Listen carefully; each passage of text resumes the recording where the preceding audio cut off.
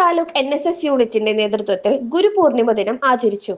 NSS director board അംഗം P. Hrishikesh ഉദ്ഘാടനം ചെയ്തു. Vice president K. രവീന്ദ്രൻ അധ്യക്ഷത വഹിച്ചു.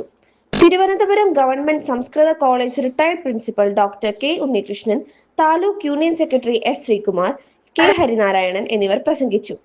യൂണിയൻ ഓഡിറ്റോറിയത്തിൽ പ്രത്യേകം തയ്യാറാക്കിയ 3 വേദികളിലായി ഒരേ സമയം 3000-ഓളം കരയോഗ അംഗങ്ങൾ ഹരിനാമ കീർത്തനം ആലപിച്ചു. നാരായണ